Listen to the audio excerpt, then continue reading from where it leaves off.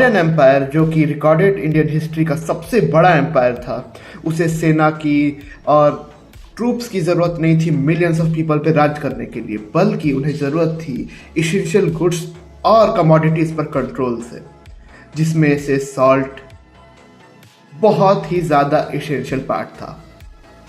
नमक एक बहुत ही इसेंशियल चीज़ थी सर्वाइवल के लिए एंशियंट इंडिया में, क्योंकि पहले जब फ्रिज वगैरह नहीं हुआ करते थे और खाना बहुत जल्दी ख़राब हो जाता था, तो मीट और फिश को प्रिजर्व करने के लिए सॉल्ट ही इम्पॉर्टेंट होता था।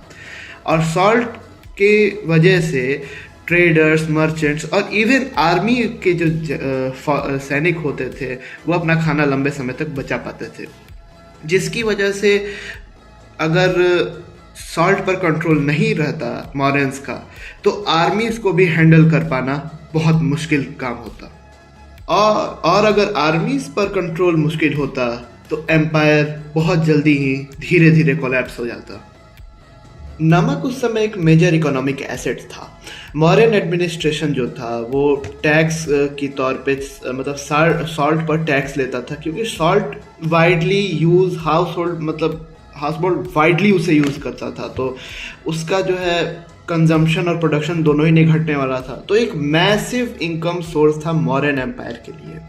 और जो टैक्स ऑफिशियल्स कलेक्ट करते थे वो मौर्यन एम्पायर के एक्सपेंशन, एडमिनिस्ट्रेशन और इंफ्रास्ट्रक्चर डेवलपमेंट में लगता था, जैसे कि कैनाल्स, फार्म एक्सपेंशन और गुड गवर्नेंस के लिए। सॉल्ट और एसेंशियल गुड्स पर स्ट्रॉन्ग कंट्रोल के कारण ही एम्पायर को स्टेबिलिटी मिली, और मौर्यन एम्पायर ने इंश्योर किया कि सप्लाईज शहरों तक, गांव कस्बों तक और सेनाओं तक अच्छे से पहुंच पाए, जिससे कि किसी भी तरीके का शॉर्टेज ना हो, आर्मी वेल इक्विप्ड हो, सिटीज़ में किसी तरह की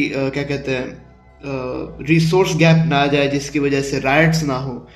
इससे पता चलता है कि मौर्यन एम्पायर का टैक्सेशन सिस्टम और गवर्नेंस उस समय के लेवल के हिसाब से बहुत एडवांस था, और इसमें सॉल्ट एक बहुत ही ज़्यादा इम्पॉर्टेंट पीस था, क्योंकि सॉल्ट से भी रिसोर्सेज, सॉल्ट से टैक्सेशन बहुत ज़्यादा मात्रा में आता था। अब आ जाते हैं इकोनॉमिक पर्सपेक्टिव के बारे में।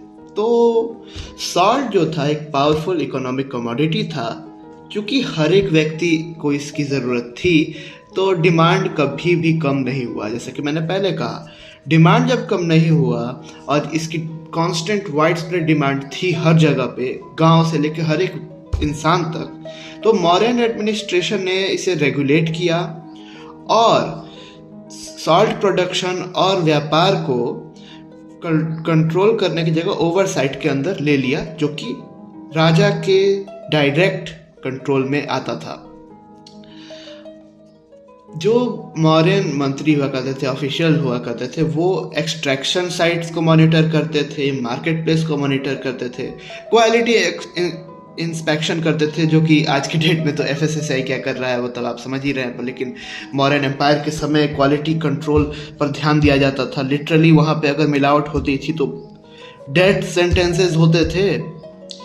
और अगर मैं और भी सारी चीज़ें बताऊँ तो इस तरह से सप्लाई चेन पर अच्छे से नज़र रखने के कारण ही टैक्स कलेक्शन अच्छे से हो पाता था और सरकारी पैसा सरकारी खजाने में पहुंचता था, और इसी तरीके से एम्पीरियल मशीनरी बहुत अच्छे से चलती थी। और जो पैसा कलेक्ट होता था वो ये नहीं था कि अय्याशी में यूज़ होता था। राज सम्राट जो थे, इस सारा पैसा जो कलेक्ट होता था वो सारा पैसा जाता था इरिगेशन सिस्टम्स को बेहतर करने के लिए, जिससे कंस्ट्रक्शन होता था डैम्स का, कैनल्स का, और वो आज भी एग्जिस्ट करते हैं साहब। जो उस समय के कुंड थे और तालाब खोदे गए थे वो आज के डेट में भी आपको मिलते हैं बिहार में और देश भर में। किले बनते थे, वेल्स बनती थी, बहुत सारे और भी चीज़ों पर उस पर खर्च किया जाता था। लेकिन आर्मी पर खर्चा भी एक बड़ा पार्ट था, लेकिन मौर्यन एम्पायर इंश्योर करता था कि लोगों को बेनिफिट मिले, जिससे कि ट्रेजरी मजबूत हो, और ट्रेजरी मजबूत होगी तो आर्मी भी मजबूत होगी। अब दुनिया की सबसे शक्तिशाली सेना को चलाने के लिए, उसका पेट भरने के लिए रेवेन्यू की ज़रूरत थी, और कुछ ऐसी चीज़ें भी चाहिए थी जिससे कि सेना लंबे कैंपेन्स में अपने मीट को, फिश को और बहुत सारे एसेंशियल गुड्स को मॉइस्चर से या सड़ने से बचा सके। तो सॉल्ट का यूज़ उसमें बहुत ही ज़्यादा हेविली होता था। क्योंकि मौर्यन एम्पायर अपने कैंपेन्स के फेज़ में बहुत लंबे लंबे कैरावान्स लेकर चलते थे, जिसमें खाना को बचाने के लिए, मॉइस्चर से बचाने के लिए सॉल्ट बैग्स का यूज़ होता था। वो लोग राशंस के अंदर यानी कि गेहूं के जत्तों के बीच में सॉल्ट रख देते थे, जिससे कि गेहूं या आटा जो है ख़राब नहीं होता था। और मीट के बोरे भी उसी तरह से बचते थे, और अगर कोई मीट बच जाता था उसे भी प्रिजर्व करने के लिए सॉल्ट की आवश्यकता होती थी। यानी कि आप इस तरह से कह सकते हो कि अगर नमक नहीं होता तो मौर्यन इंपीरियल आर्मी अब वास्ट एम्पायर पर कंट्रोल नहीं रख पाती, रेबेल्स को नहीं कुचल पाती, और हाँ, अगर कंट्रोल नहीं रहता तो रेबल्स अपने आप ही उठकर खड़े हो जाते और मौर्यन एम्पायर कोलैप्स हो जाता फर्स्ट जनरेशन के ही अंदर। सॉल्ट जो था वो ट्रांसपोर्ट होता था एक्सटेंसिवली बड़े बड़े ट्रेड नेटवर्क्स के ज़रिए, जो कि कोस्टल रीजन्स की तरह से जुड़े हुए थे, माइन से और इनलैंड सिटीज़ से जुड़े हुए थे।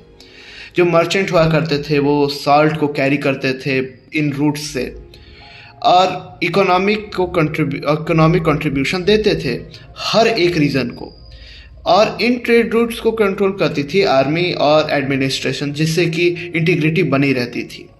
ट्रेड कनेक्शंस की वजह से जो है लोग, आइडियाज़ और कल्चरल इंटरेक्शंस एक जगह से दूसरे जगह में मजबूत होते थे, जिसकी वजह से जो एरियाज आइसोलेट रहते थे और बैकवर्ड हो जाते थे, उन एरियाज तक भी डेवलपमेंट उस समय पहुंचा, जिससे कि एम्पायर और भी ज़्यादा मजबूत हो गया। तो जब अब अगली बार आप सॉल्ट को देखो तो आप उसे ऐसे न देखना कि वो बस टेबल पे पड़ी हुई एक एक्स्ट्रा कॉम्प्लीमेंट्री चीज़ है होटल्स में, रेस्टोरेंट्स में, या घर के डिब्बे में पड़ा हुआ वो वाइट पाउडर है। वो लेगेसी है जो कि मौर्यन एम्पायर को और उसके बाद भी बहुत सारे एम्पायर्स को चलाने में मदद करता था। और आज के डेट में भी अगर सॉल्ट ना हो तो जीना बहुत ही मुश्किल हो जाएगा। तो यही था वीडियो का अंत। और बहुत सारे लोग ये सोच रहे होंगे कि बहुत सारे लोग जिन्हें नॉलेज नहीं होगी कि आखिर इतना बढ़िया एडमिनिस्ट्रेटिव स्ट्रक्चर किसकी देन है। तो ये है हमारे विष्णुगुप्त चाणक्य के अर्थशास्त्र की उपज है ये administrative system.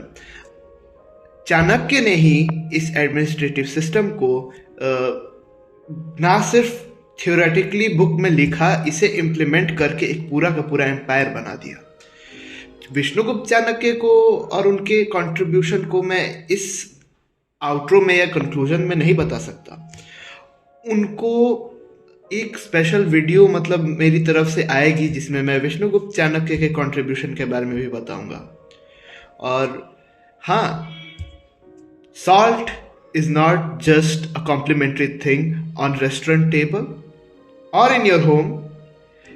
It was the cause of sustaining a huge empire.